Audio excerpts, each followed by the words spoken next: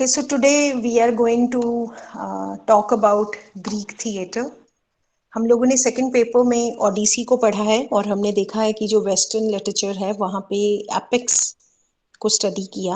हमने जब first paper में महाभारत को रीड किया तो हमने इंडियन लिटरेचर, क्लासिकल लिटरेचर में एपिक को समझने की कोशिश की है। अब हम बिल्कुल यानर जो है वो नया यानर डिस्कस करने वाले हैं, क्योंकि हमने अभिज्ञान शकुंतलम जब पेपर 1 में डिस्कस किया वो इंडियन क्लासिकल लिटरेचर के अंदर हमने ड्रामा को समझा था। अब हम समझ रहे हैं वेस्टर्न जो हिस्ट्री है उसमें ग्रीक थिएटर का जो कॉन्सेप्ट है उसको समझेंगे हम आज की क्लास में। When we talk about theatre, तुम सबको पता है कि जो बिगिनिंग है थिएटर की, ड्रामा की, वो कहाँ से आती है? वो आती है रिलीजियस एक्टिविटीज, जो भी धार्मिक एक्टिविटीज होती हैं उसी टाइम पे जो कहानियां देवी देवताओं की सुनाई जाती हैं वो आगे ड्रामा का फॉर्म उन्होंने अटेन किया। ग्रीक थिएटर को समझने से पहले हमें ये समझना है कि जो ग्रीक थिएटर है ऑलमोस्ट 6th सेंचुरी BC में ये बिगिन हुआ। ग्रीस की एक बड़ी फेमस जगह है एथेंस, वहाँ पे परफॉर्मेंस होती थी ट्रेजिक प्लेस की। और कहाँ वो दुखद कहानियां जो ड्रामाज में परफॉर्म की जाती थी वो कहाँ होती थी? जब कोई त्योहार, कोई फेस्टिवल्स होते थे, रिलीजियस फेस्टिवल्स होते थे। फिर ये धीरे धीरे कॉमेडी का जो एक यानर है वहाँ इन्होंने उसका रूप धारण किया, है ना।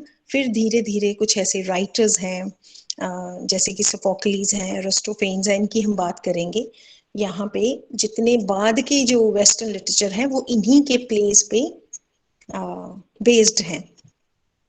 अब मैंने अभी कहा आप लोगों को कि जो ड्रामाज हैं वो कहाँ से बिगिन होते हैं, उनकी ओरिजिन कहाँ से होता है? जो ये रिलीजियस फेस्टिवल्स पे ऑर्गेनाइज की जाती थी स्टोरी टेलिंग। जो ग्रीक थिएटर है वो भी शुरू कैसे हुआ? फेस्टिवल्स। कौन से फेस्टिवल्स? जब हमने एक दिन पहले जब लेक्चर लिया था, जब हम ओडिसी को इंट्रोड्यूस कर रहे थे उस एपिक को, तो हमने गॉड्स, ग्रीक गॉड्स को समझने की कोशिश की थी।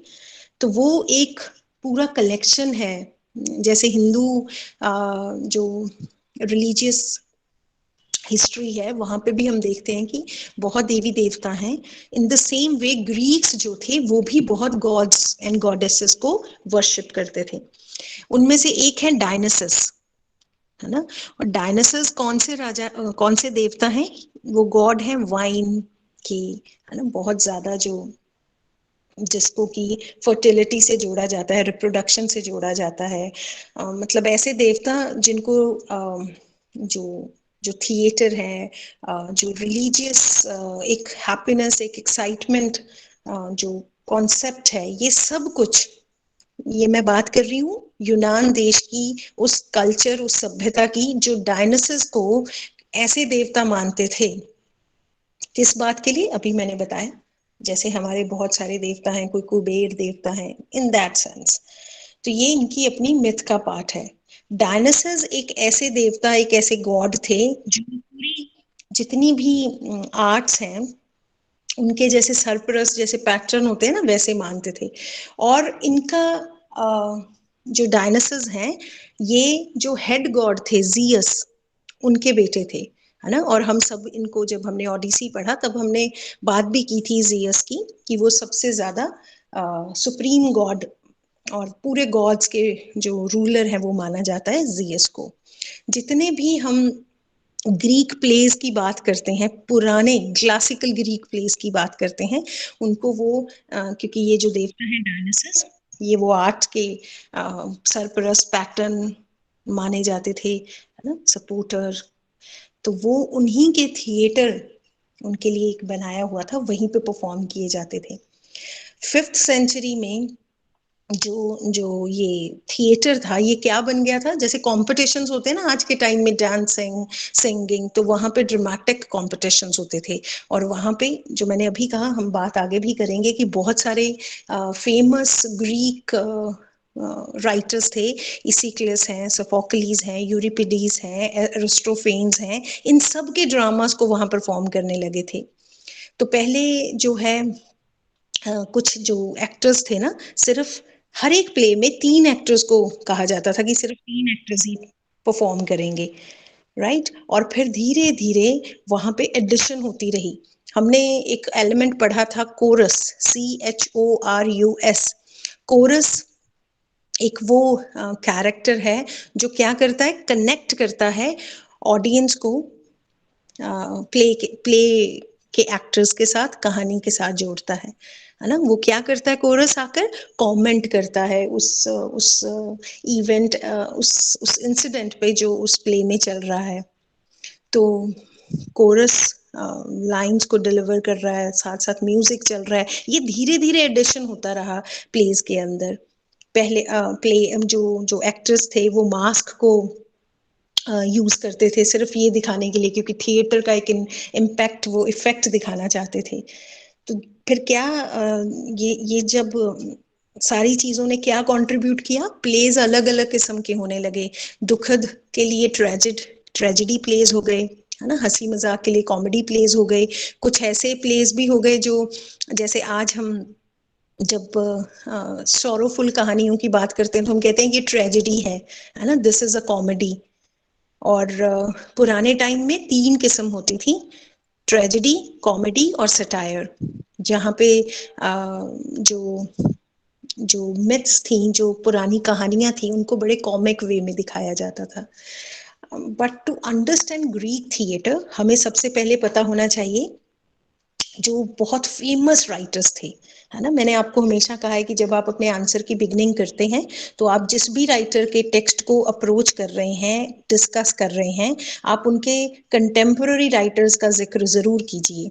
सो यू अंडरस्टैंड कि जब आप ग्रीक ट्रेजेडी को समझ रहे हैं, ग्रीक, यूनान, ग्रीस देश की जो लिटरेचर है, वहां पे जो ट्रेजेडी प्लेस थे बड़े फेमस हुए, उनमें 3 मेजर राइटर्स हैं जो बहुत फेमस हुए। एक इसिक्लस, सोफोक्लीज, यूरिपिडस। हम लोगों को सोफोक्लीज का ही प्ले है इडिपस रेक्स, जो हम बिगिन करेंगे नेक्स्ट लेक्चर में। और ये वो राइटर्स हैं जिन्होंने उस टाइम पे लिखा जब वो जो एरिया है एथेंस नाम का, वो इतना हाइट पे था। मतलब वो सबसे ज्यादा माना जाता है कि जो ग्रीक कल्चर है ना, जो गवर्नेंस थी, जो लॉ बॉडी थी, या जो उनकी पावर थी मिलिट्री की, वो सब एथेंस उसका सेंटर था। और जब एथेंस एक ऐसा प्लेस है जो किसमें बहुत सारे युद्ध में, वॉर में इन्वॉल्व था, पर्शिया और स्पार्टा जैसी जगहों से। इसी क्लास ऐसे राइटर हैं जिन्होंने, ये माना जाता है कि शायद 70 से 90 ट्रेजेडीज लिखी होंगी। लेकिन क्योंकि मैंने पहले भी कहा जब हम फर्स्ट पेपर को भी डिस्कस कर रहे थे कि सारे मैन्युस्क्रिप्ट्स बचा नहीं पाए हैं हम, ये तो रिसर्च से होता है कि हम पुरानी कुछ टेक्स्ट को बचा पाते हैं। तो सिर्फ इसी क्लास के 7 प्लेज हैं जो कि दे आर अवेलेबल। तो उन्होंने एक 3, जैसे ट्रायलॉजी होती है, ट्रायलॉजी किसे कहते हैं, जो 3 हिस्सों में, 3 पार्ट्स में कोई वर्क लिखा जाता है, पहला पार्ट, दूसरा पार्ट, तीसरा पार्ट, राइट। तो उनके प्लेज हैं। और यू कैन रीड कौन से उनके फेमस प्लेज हैं, है ना। और उनका जो प्रोमीथियस बाउंड है, प्रोमीथियस एक कैरेक्टर है जिसको बांध लिया जाता है आगे।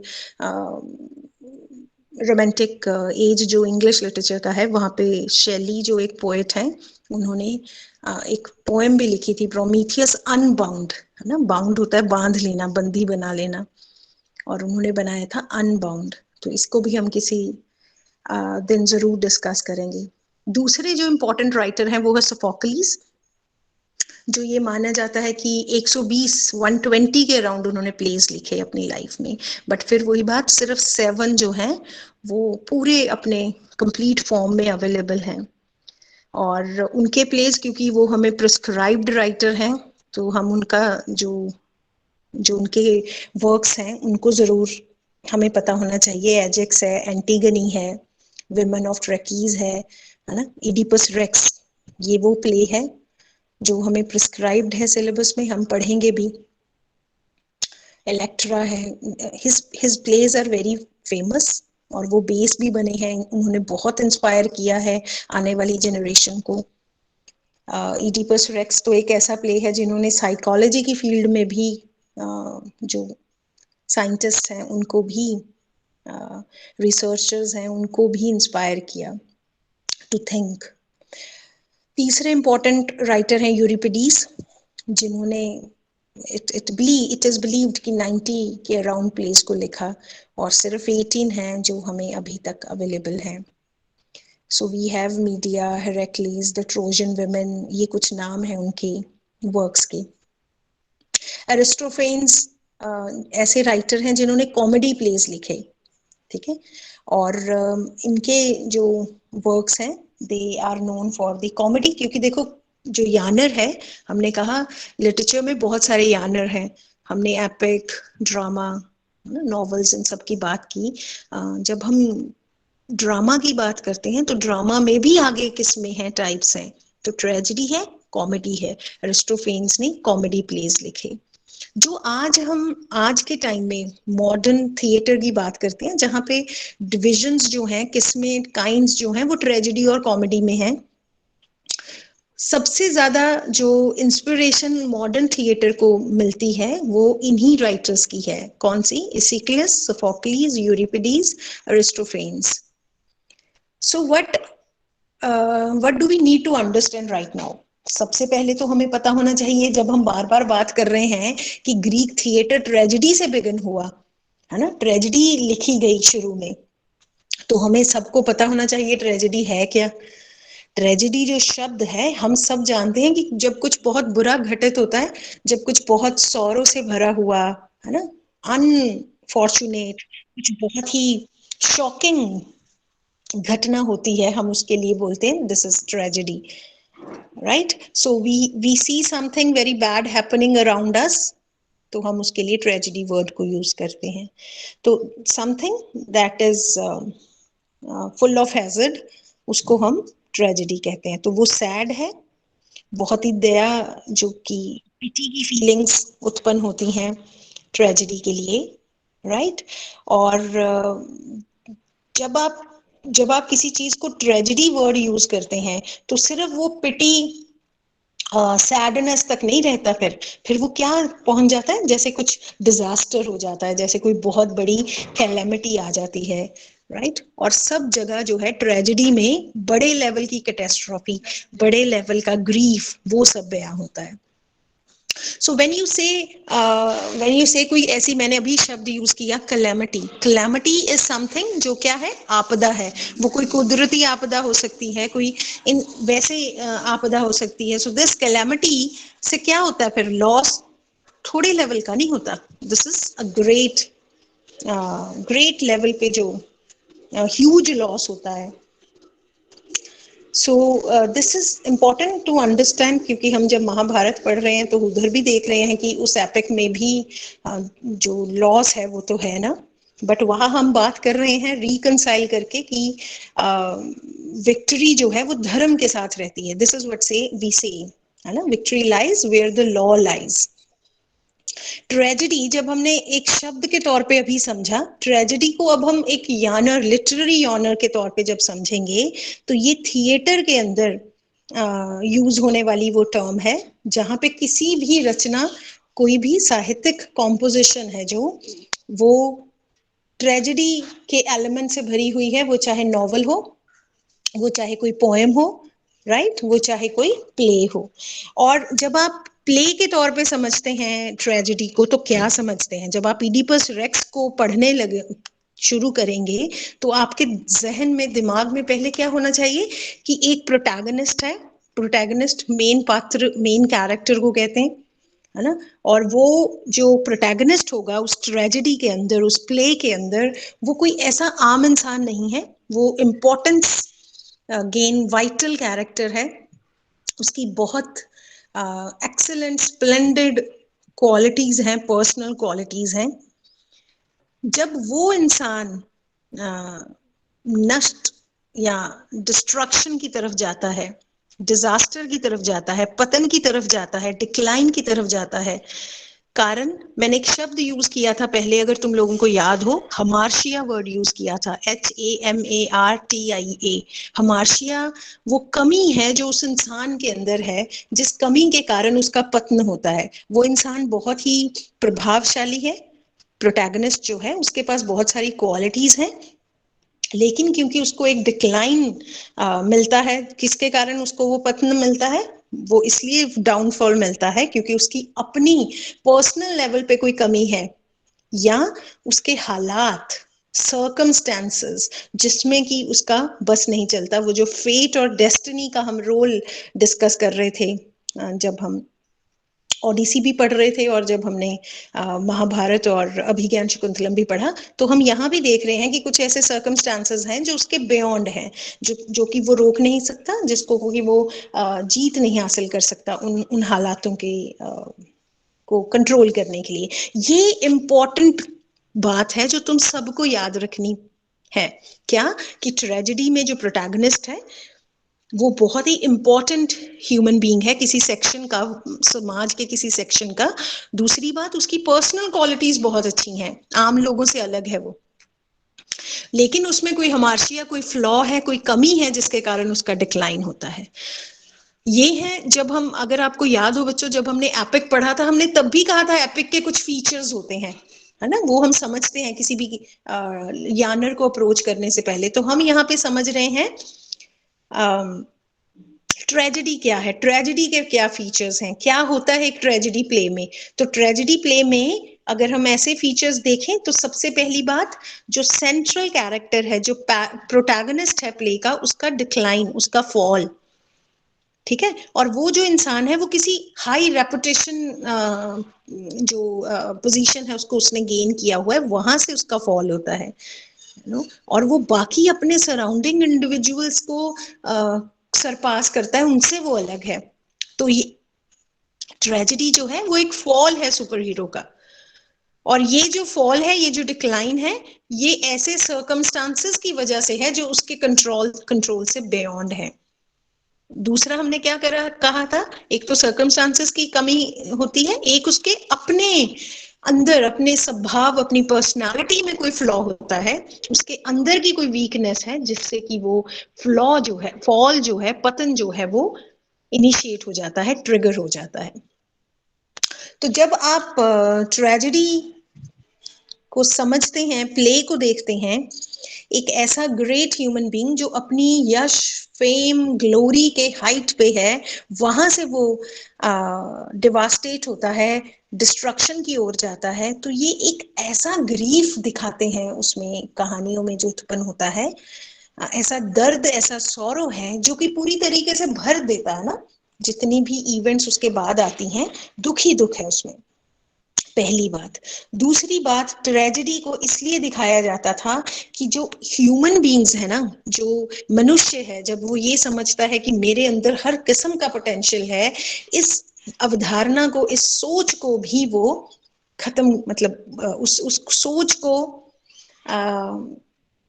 डिस्ट्रॉय करने की कोशिश की जाती है ट्रेजेडी के द्वारा, कि this is all waste, big level का ये वेस्टेज है, जब एक इंसान ये सोचता है कि मैं सब कुछ कर सकता हूं। क्योंकि एक ऐसा सेक्शन है सोसाइटी का जो ये मानता है कि डेस्टिनी इज वेरी इंपॉर्टेंट, जो किस्मत में लिखा है, जो प्री डेस्टिन्ड इवेंट्स हैं, उनको ह्यूमन बीइंग्स चेंज नहीं कर सकते। इंग्लिश लिटरेचर में बहुत फेमस प्ले राइट हैं, ड्रामेटिस्ट हैं, जिनका नाम है क्रिस्टोफर मार्लो। उन्होंने एक प्ले लिखा था, डॉक्टर फॉस्टस, और उस डॉक्टर फॉस्टस में ट्रेजेडी को बयां किया है, क्योंकि डॉक्टर फॉस्टस एक ऐसे पात्र हैं जो पूरी हाई रेपुटेशन एंजॉय करते हैं अपने समाज के अंदर। उनके पास नॉलेज ऐसी है, सिर्फ एक ब्रांच की नहीं, उनको हर किस्म की नॉलेज है, लेकिन उनका भी डाउनफॉल दिखाया गया है। और तब वो क्रिस्टोफर मार्लो कहते हैं, cut is the branch that should have grown full straight.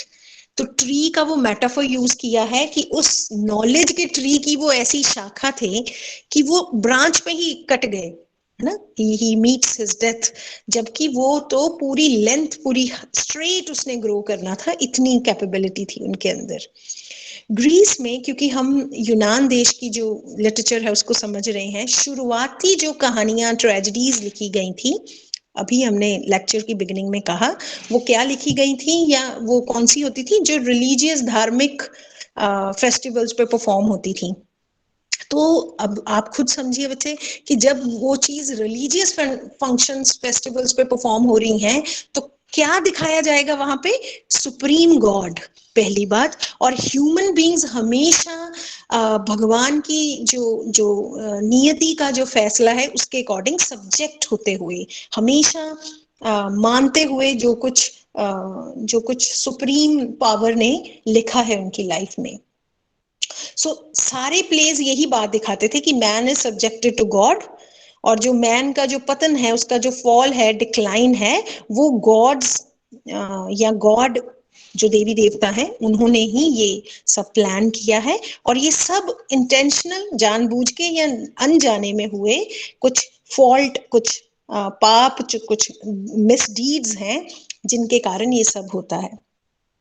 तो सामने जब मैं ये सारी बातें कह रही हूँ, ट्रेजेडी परफॉर्म हो रही है, तो सामने जो ऑडियंस बैठी देख रही है उनके अंदर वो एक जो फीलिंग है ना, एम्पथी की फीलिंग क्या है, सामने दुख हो रहा है, दुख परफॉर्म किया जा रहा है दुखद कहानी को, और ऑडियंस के अंदर ऐसा लग रहा है फीलिंग कि अगर मैं होता या मैं होती इसकी जगह, है ना, तो वो फॉलन हीरो जो जिसका डिक्लाइन दिखाया जा रहा है, उनकी सारी की सारी जो वननेस है उस कैरेक्टर के साथ, वो एक एक्सपीरियंस की तरह ड्रामा को देखते हैं। फिर वो सिर्फ एक परफॉर्मेंस नहीं रह जाती, वो ऐसे महसूस करते हैं जैसे उनके साथ एक्सपीरियंस हो रहा है ये।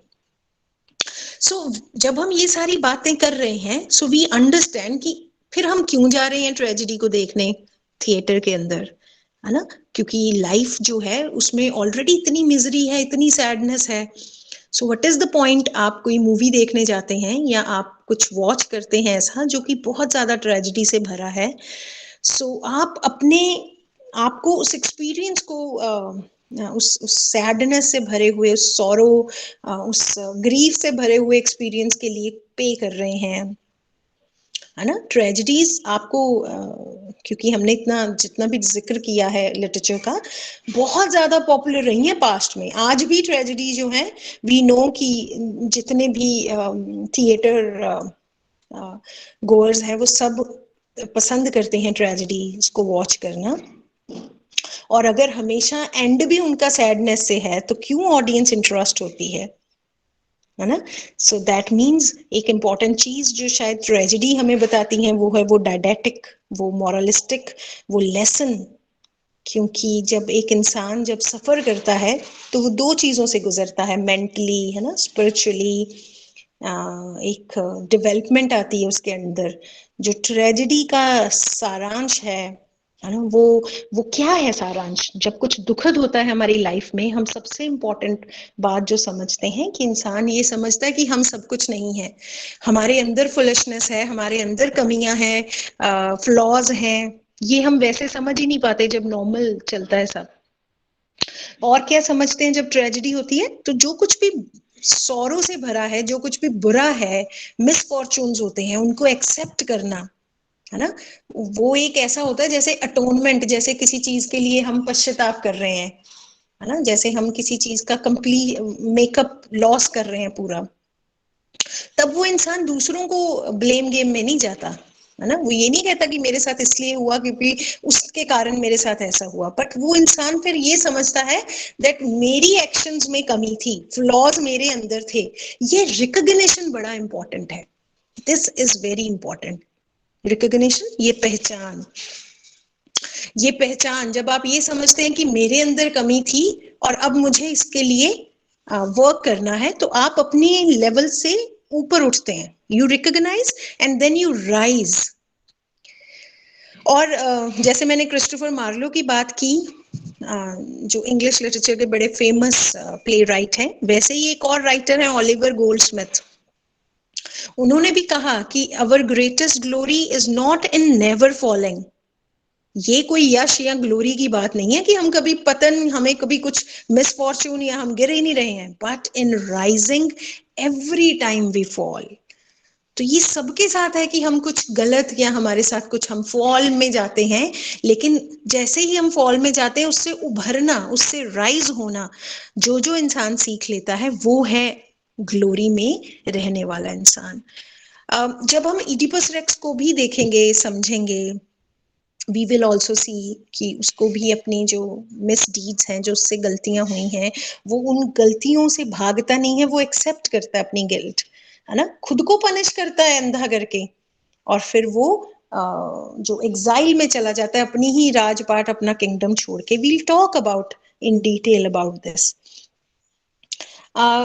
जो अभी, क्योंकि हमने तो अभी सिर्फ ट्रेजेडी को समझने की कोशिश कर रहे हैं, ग्रीक ट्रेजेडी को इन पर्टिकुलरली, जब हम इस यानर को समझ रहे हैं, ट्रेजेडी क्या है, ग्रीस में ही, यूनान देश में ही बड़े बड़े महान फिलोसोफर हुए हैं जिनका नाम है अरिस्टोटल।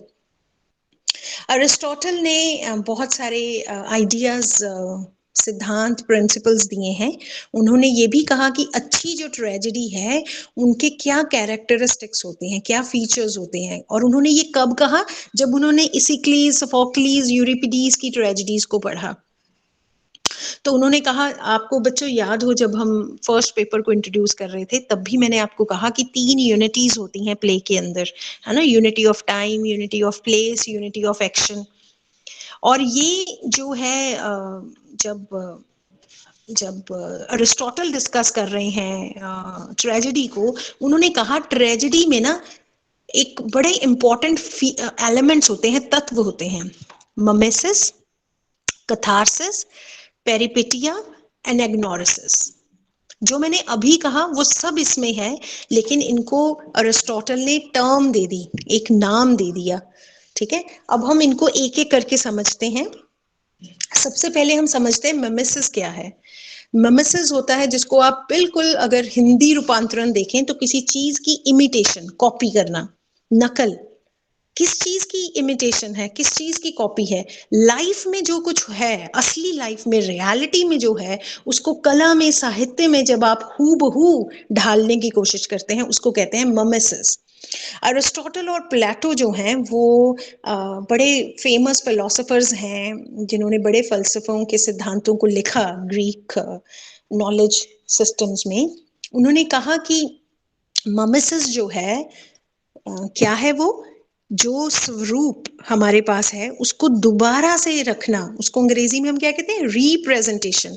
एक तो प्रेजेंटेशन है ना, प्रेजेंटेशन क्या है, सामने आपके कुछ है, कोई इवेंट्स घटित हो रहा है, सपोज सामने आपके एक झरना बह रहा है ना, वो प्रेजेंटेशन है नेचर की कि प्रेजेंट हो रहा है एक झरना। लेकिन जब आप उसको किसी पिक्चर में पेंट करेंगे, किसी पोएम में लिखेंगे, जब आप किसी स्टोरी में उसको यूज करेंगे, तो फिर वो प्रेजेंटेशन नहीं रही, वो रिप्रेजेंटेशन हो गई, क्योंकि झरना तो वहां सामने है, राइट। तो दैट मीन्स इन अरिस्टोटल जैसे जो फिलोसोफर्स हैं, उन्होंने कहा कि हर एक इंसान, जो ये हम दृष्टिकोण की बात करते हैं, पर्सपेक्टिव्स की बात करते हैं, रिप्रेजेंटेशन भी अलग अलग होती है ना।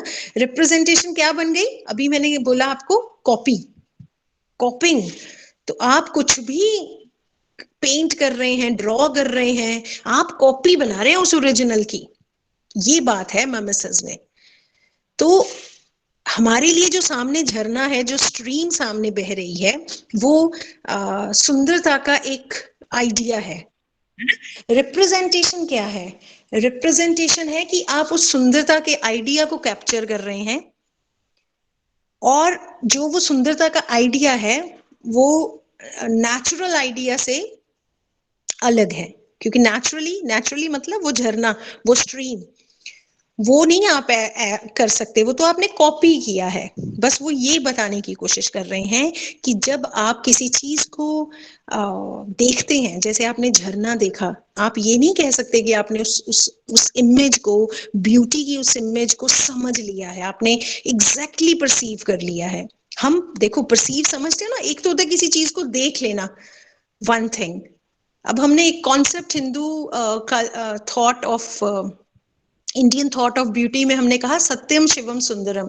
ये तीन शब्द बिल्कुल हल्के एक्सप्रेशन नहीं है, दे टॉक सो मच, दे से कि अगर कोई ब्यूटीफुल है वो इसलिए है क्योंकि उसमें ट्रूथ है, राइट तो जो हम सब परसीव करते हैं, मतलब हम सब परसीव करते हैं जब हम स्ट्रीम देखते हैं, फ्लावर देखते हैं, कोई आर्ट देखते हैं, हम सिर्फ रियलिटी के पास जा रहे हैं। हमने कुछ ऐसा नहीं है कि हमने कहा कि इज इक्वल टू कर देंगे, हम रिक्रिएट करते हैं, राइट हम एज इट इज जो नेचुरल हमारे सामने है हम उसको कभी भी परसीव नहीं कर सकते, हम रिक्रिएट करते हैं according to our own understanding. ये बातें कहने के बाद, having said all this, tragedy में भी ममेसिस है। ट्रेजेडी ममेसिस कैसे करती है?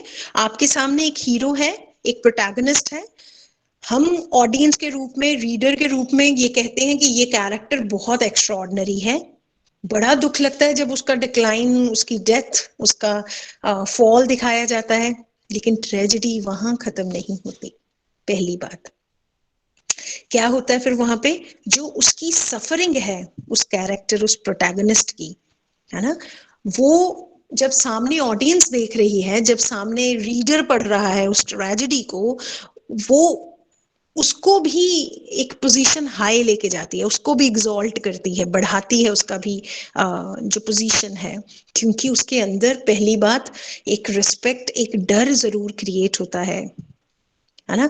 एक रिस्पेक्ट क्यों आती है? क्योंकि देखो इस इंसान ने अपनी गलती मानी और इसने ये किया, तो जो एक अंडरस्टैंडिंग, कॉग्निटिव जो है वो अंडरस्टैंडिंग के लिए वर्ड यूज होता है ना, तो उसकी नॉलेज, उसकी बौद्धिक लेवल पे, मेंटल लेवल पे, इंटेलेक्चुअल लेवल पे भी असर हो रहा है रीडर और ऑडियंस के, उसके आंतरिक, उसके स्पिरिचुअल लेवल पे भी फर्क हो रहा है। तो ये कैसे होता है? अब हमने कहा इडिपस रेक्स में हम स्टोरी जो है ट्रेजेडी से भरी स्टोरी है जो हम पढ़ने वाले हैं।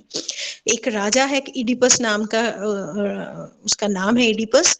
तो राजा का जो लेवल है, स्ट्रक्चर है, वहां से वो कहां बन गया, उसका फॉल, एक पापी, एक सिनर का नाम उसको दिया जाता है कि पूरे के पूरे एरिया में जो भी प्लेग आया है, वो क्या, उसका जो लोग सफर कर रहे हैं उसका रीजन कौन बनता है? राजा खुद। हम सब देख रहे हैं कि जब हम कहानी को समझेंगे, जितने भी पहले के शुरुआती एक्शंस हैं, है ना, जिसमें भी कुछ भी बुरा हो रहा है ना, वो इडिपस एज अ किंग वो गिल्ट में है ना, कि रीजन मैं हूँ, कॉज मैं हूँ, और इसीलिए वो खुद को अंधा कर लेता है, अपने ही शहर से, अपने ही किंगडम से चला जाता है। ये जो पनिशमेंट वो खुद को देता है ना, ये क्यों देता है? क्योंकि सबसे पहले उसने गिल्ट जो है वो एक्सेप्ट किया है, इसीलिए वो उस टीचर में, अब वो सिर्फ एक राजा नहीं रहा, वो एज अ ह्यूमन बीइंग भी पर्ज हो गया है, वो एक स्ट्रेचर उसका हाई रेज होता है। वो वहां से जब स्टेज पे आप देखते हैं एडिपस को जाते हुए वहां से, तो एक मजेस्टी है उसकी उसकी स्पिरिचुअल अंडरस्टैंडिंग में। आम इंसान ऐसे नहीं कर सकता ना, लोग तो भागते हैं अपनी गलतियों से, वो तो दिस इज ह्यूमन टेंडेंसी। तो कोई ऐसा इंसान जो अपनी गलती मानकर, गिल्ट मान लेकर पनिश भी कर रहा है खुद को, so that person is not an ordinary person. उसकी एक्सेप्शनल इंपॉर्टेंस बढ़ जाती है, उसका एक रेपुटेशन बढ़ जाता है। तो फिर जो ट्रेजेडी है ना, वो एक ग्रेस पे खत्म होती है। तो हम तब समझते हैं कि जो ममेसिस है वो कैसे वर्क करता है। रिप्रेजेंटेशन दिखाया ना राइटर ने, एक एक ट्रेजेडी को अपना वे में दिखाया है ना, उसके पर्सपेक्टिव है। फिर जो ऑडियंस है वो कैसे उसको रिसीव करते हैं। जब मैं ये बार बार बात कर रही हूँ बच्चे की, ट्रेजेडी जो है वो एक चेंज लेके आता है ऑडियंस के अंदर, रीडर्स के अंदर, स्पिरिचुअल लेवल पे चेंज लेके आता है, तो हम ये बात को और अच्छे से समझ सकते हैं। जो अरिस्टोटल ने दूसरा एलिमेंट दिया है ट्रेजेडी का, वो है कथारसिस। कथारसिस होता है जब रीडर, जब ऑडियंस सामने ट्रेजिक इवेंट्स को देख रहा है, देख रहे हैं, उनके अंदर ना पिटी की फीलिंग, दया की फीलिंग, और दूसरी डर की फीलिंग, फियर की फीलिंग जब आती है, तो वो बिल्कुल पर्ज कर देती है, जैसे शुद्धिकरण हो जाता है ना। जब वो कहते हैं कि किसका शुद्धिकरण होता है? जो ये डर है ना, पहला, और जो दूसरा इमोशन है पिटी। ये जो इमोशंस हैं, ये जो फीलिंग्स हैं, जब इनसे मुक्त हो जाता है रीडर, ऑडियंस, इसको अरिस्टोटल कैथारसिस कहते हैं। वो कहते हैं जब एक एक रीडर, एक ऑडियंस सामने ट्रेजेडी को देख रहे हैं, तो ये ट्रेजेडी का एक बड़ा सामाजिक लेवल पे अच्छा जो इम्पैक्ट है, रोल है, फंक्शन है, वो उभर के आता है। क्योंकि ये इमोशनल टेंशन ह्यूमन बींग्स के अंदर होती ही होती हैं, लेकिन जब वो आर्ट के जरिए, लिटरेचर के जरिए वो रिलीज हो जाती हैं, है ना, क्योंकि इतना ओवरवेलमिंग भर जाता है ना इंसान उस एक्सपीरियंस से, तो वो पूरी तरीके से उनका स्पिरिट रिफ्रेश हो जाता है जब वो उन चीजों से मुक्त हो जाते हैं। तो कैथारसिस एक ग्रीक वर्ड है जिसका मतलब होता है उन भावनाओं से, उन इमोशन से क्लीन हो जाना। बिल्कुल। कौन सी भावनाएं? जो कैरेक्टर्स की भावनाएं हैं उस टाइम पे। इडिपस रेक्स में जो एक बड़ा महान राजा, इडिपस राजा, उसका पतन दिखाया है, उससे जो पिटी पैदा हो रही है, जो फियर पैदा हो रहा है ऑडियंस के अंदर, वो किस में चेंज हो गया? उनके अंदर, जब वो इडिपस को as a reformed human being देखते हैं ना, तब उनके अंदर वो पिटी, वो फियर चेंज होकर क्या बन गई? ऑ एंड रेवरेंस, रिस्पेक्ट से भर गए वो। क्योंकि आपके सामने एक ऐसा इंसान जो खुद को अंधा कर रहा है, सेल्फ ब्लाइंडिंग में है वो इंसान, वो सारी नेगेटिव इमोशंस को हील कर लेता है। तो ये इडिपस का एग्जाम्पल नहीं है, कोई भी वर्क ऑफ लिटरेचर, चाहे कुछ ट्रेजेडी है या कोई ट्रेजिक ड्रामा है, जब एक रीडर या एक ऑडियंस में व्यूअर है जो, वो ऐसी गहरे इमोशंस को, कौन से इमोशंस हैं? फियर या सैडनेस के जो इमोशंस हैं, जब वो उनको एक्सपीरियंस करता है, हालांकि जब पर्सनली हम एक्सपीरियंस करते हैं, है ना, और एक ये वाला एक्सपीरियंस कर रहे हैं, हम सामने स्टेज है, हमें पता है कि हम उसका हिस्सा नहीं है, राइट, लेकिन हम बिल्कुल एज इट इज एक्सपीरियंस कर लेते हैं। तो आप एज एन ऑडियंस, आप एज अ रीडर, आप उस माइटी कैरेक्टर का एक हिस्सा बन जाते हैं, और ऐसा बन के आप खुद को भी मुक्त कर लेते हैं उन फीलिंग से, उन सफरिंग से, जिससे कि आप कैथारसिस के कारण आप उन सभी नेगेटिव फीलिंग से मुक्त हो जाते हैं। उसको कहते हैं catharsis. Then come the third important element of tragedy, जिसको कहते हैं पेरिपिटिया। अब पेरिपिटिया क्या है? अरिस्टोटल कहते हैं कि ट्रेजेडी के अंदर ना सब कुछ चल रहा है, इवेंट्स चल रही हैं, एकदम से चेंज आ जाता है, सडन चेंज आता है घटनाओं के अंदर, हालातों के अंदर, इवेंट्स और जो सर्कमस्टांसेस हैं वो रिवर्स हो जाती हैं, है ना। हमने कहा था रिवर्सल ऑफ फेट होता है, डेस्टिनी, ये हमने कॉन्सेप्ट्स पढ़े थे। अब हम समझ रहे हैं कि इवेंट्स चल रही हैं, वो एकदम से बदल गई हैं, सर्कमस्टांसेस चल रहे हैं, वो रिवर्स हो गए हैं। स्पेशली हम बात कर रहे हैं ट्रेजेडी, ड्रामा के अंदर। ये बड़ा बेसिक है ट्रेजेडी के अंदर, क्योंकि पेरिपिटिया को अगर हम समझते हैं, पेरिपिटिया का मतलब होता है रिवर्सल, कोई चीज उल्ट हो जाती है। सो रिवर्सल किस चीज का है? हीरो जो है वो बहुत अच्छी किस्मत, डेस्टिनी में एंजॉय कर रहा है, एकदम से रिवर्सल हो गया, गुड से बैड, है ना। So this is the basic plot of a tragedy. यही होता है ना ट्रेजेडी में, कि उसकी मेन कहानी यही है कि सब कुछ अच्छा चल रहा है और रिवर्सल हो गया। और सबसे, जब हम प्लॉट्स की बात करते हैं, सबसे इंपॉर्टेंट जो है वो यही है, पेरिपिटिया।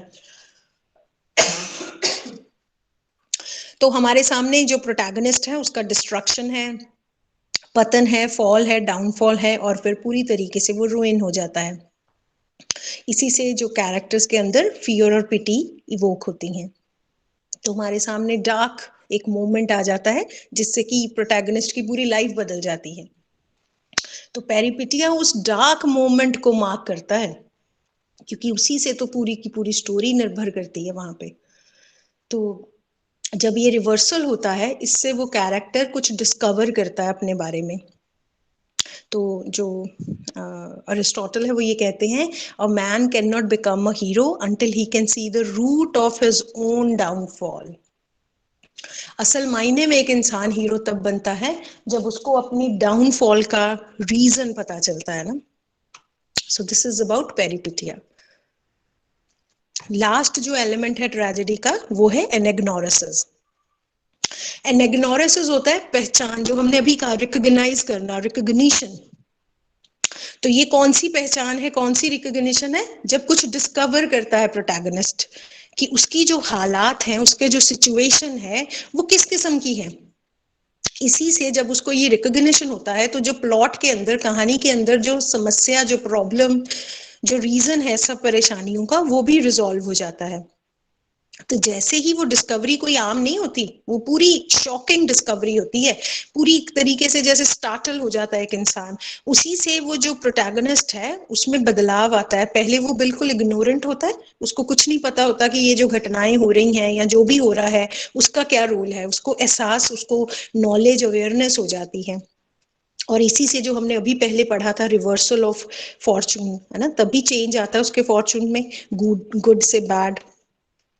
तो एनेग्नोसिस का एक आइडियल मोमेंट भी होता है, जो कि मैंने अभी कहा पेरिपिटिया से रिलेट होता है ना, जिसको हम रिवर्सल ऑफ फॉर्चून्स कहते हैं। अब इडिपस रेक्स अगर प्ले को हम देखें, इस प्ले में भी तो इडिपस डिस्कवर करता है कि उसी ने अपने फादर को मार दिया, उसी ने अपने मदर से शादी कर ली। ये उसको तो नहीं पता था, उसने जानबूझ के तो नहीं किया था, but he was not aware. और जैसे ही उसको ये अवेयरनेस होती है कि जो उसकी सिटी के लोगों को प्लेग हुआ है, it is all because of him, जैसे ही ये फॉल्ट वो पहचानता है, इसी को हम कहते हैं एलिमेंट ऑफ एनाग्नोसिस इन ट्रेजेडी। इसी से वो एक जो डार्क मोमेंट है, जब वो फॉर्चून्स रिवर्स हो जाते हैं, पेरिपिटिया आता है ना। हमने जब हम इडिपस रेक्स को अप्रोच करते हैं, एक ऐसी स्टोरी है जहाँ पे थीब्स नाम के शहर को डिस्क्राइब किया है और वहाँ पे प्लेग की बीमारी फैल चुकी है, सारे जो है उस प्लेग से इन्फेक्ट हो गए हैं, मर रहे हैं। अब जो राजा है इडिपस, वो जानना चाहता है कि क्या है ये रीजन, इतनी जो डिजीज फैल गई है। और उसको जो पहले पता चलता है, हम इसकी बात करेंगे कि कहाँ से, तो बताया जाता है कि जो पहला राजा था उसको मार दिया गया था, और उसको तो पता नहीं है कि उसने ही तो मारा है। वो Oedipus is not aware of this कि वो खुद मर्डरर है ना। और उसको ये भी नहीं पता कि जो मारा गया था राजा, वो उसका फादर था। तो उन्होंने कहा कि अगर आप इस प्लेग को रोकना चाहते हैं तो आपको वो मर्डरर को पकड़ना है। सो हम फिर देखते हैं कि ये जो अभी हमने एलिमेंट्स पढ़े हैं पेरिपिटिया के और एनेग्नोसिस के, वो कैसे वर्क करते हैं। क्योंकि जब इडिपस को बाद में पता चलता है कि उसी ने अपने पिता को मारा है ना, उसको तो पता नहीं था। एक ब्रॉल, एक कॉन्फ्लिक्ट हुआ जहाँ पे ये दोनों बाप बेटा जो हैं वो एक दूसरे को लड़ते हैं, और उसको नहीं पता कि ये उसका बायोलॉजिकल फादर है। तो he had married his mother, उसको भी नहीं पता कि ये क्वीन जिसको मैं मैरी कर रहा हूँ ये मेरी ही मदर है। सो जब उसको ये रियलाइज होता है ना, ये जो रिकॉग्निशन, ये जो एनाग्नोसिस की हम बात करते हैं, शॉकिंग, हॉरिफाइंग, ये सारी फीलिंग्स हैं जो उसको भर देती हैं इस रिकॉग्निशन से, इस डिस्कवरी से, जो उसके लिए टेरेबल है ना। ऐसा मतलब अपने फादर को मारना ऐसा।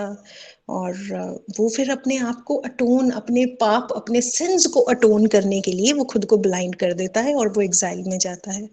सो we see that when he goes, किस सेंस ऑफ गिल्ट के साथ, किस दर्द दुख के साथ वो वहां से जाते हैं और प्लेग को एंड कर देते हैं।